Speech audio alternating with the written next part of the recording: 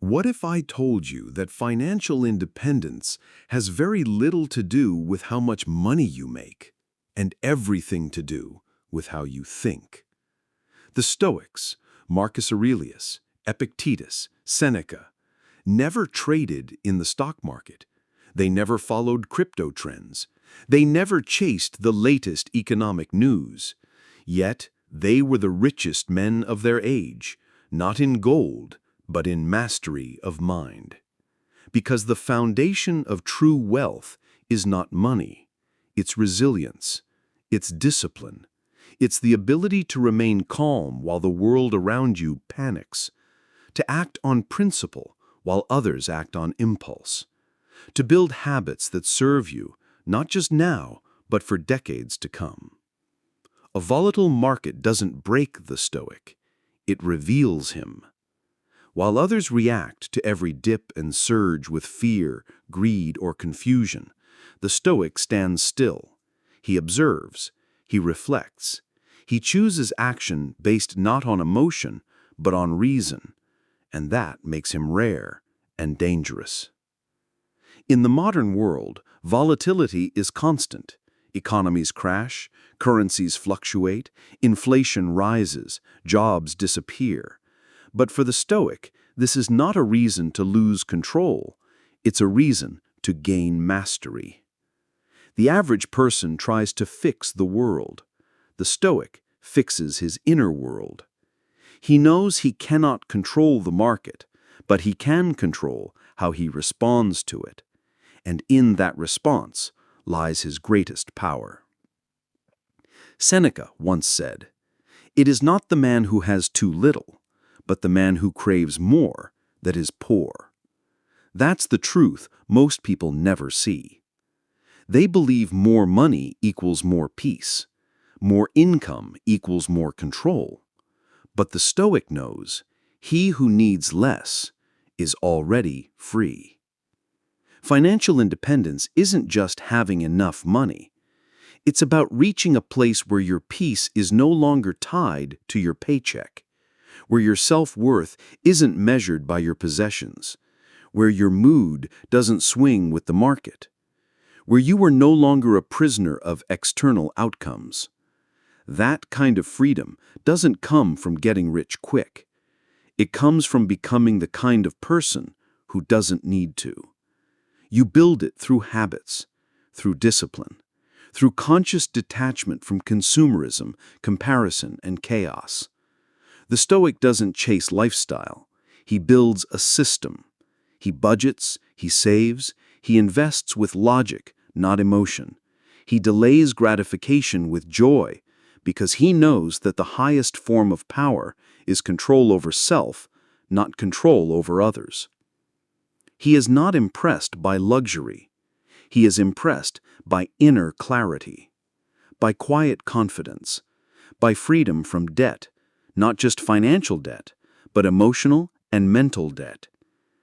In a world obsessed with what's next, the Stoic is anchored in what's real. He doesn't make decisions out of hype or headlines. He moves with intention. He is unaffected by noise because he has already done the work within. And in doing so, he becomes independent not just financially, but spiritually. That is the Stoic definition of wealth. To need little, to owe nothing, to fear no change, and to own yourself completely. So if you're seeking financial independence, don't just study money, study yourself. Because no market crash is as dangerous as an undisciplined mind. No inflation is as destructive as unchecked desire. And no wealth is as valuable as a man who has made peace with what he truly needs and nothing more. Once you build that mindset, the market can rise, fall, collapse, or explode, but you will remain unmoved, free, and unshakably whole. That is the true Stoic path to wealth. Not to conquer the system, but to be no longer dependent on it. And in that quiet, steady, sovereign place, you are already rich. But here's the part no one wants to admit. Most people don't want financial freedom. They want comfort. They want shortcuts. They want the illusion of control without paying the inner price. But the Stoic knows there is no shortcut, no one-time trade, no secret investment. The real wealth is the person you become in the process.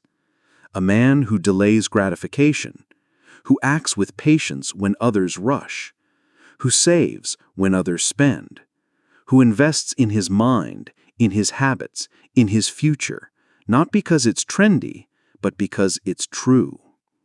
And even when the world calls him boring, rigid, too slow, he smiles quietly, because he knows he's building something no crash can erase: unshakable peace. When your habits are aligned with your values, when your lifestyle is smaller than your income, when you no longer need external validation to feel complete, you've already won the game. The Stoic doesn't seek applause. He seeks clarity. He lives beneath his means, above his emotions, and beyond the fear that enslaves others. He understands. It's not about how much you earn. It's about how little you leak. How much of your energy, your money, your attention is wasted, and how much is guarded like treasure. And in that discipline, that calm refusal to follow the herd, he builds true independence. Because freedom is not found in the market. Freedom is built in the dark moments when no one is watching, when you choose not to buy, when you choose not to react, when you choose to prepare instead of panic. That's where resilience is born. And that is what carries you through every storm, not luck, but inner order. So if you're still waiting for the right time to start, the Stoic would say, the obstacle is the way. The market volatility you fear, that's your training ground. The uncertainty, that's your test. The discipline you avoid, that's your sword. And the freedom you seek, it's not out there. It's already inside you, buried under distraction, fear, and noise. All you have to do is clear the path. So let others chase get-rich schemes. Let them gamble. Let them panic. You will stay the course. You will build slowly, quietly, deliberately. And one day, you'll wake up in a world full of chaos, and you'll feel nothing but peace. Because the market didn't give you your freedom. You built it. And once it's built, no one can ever take it away.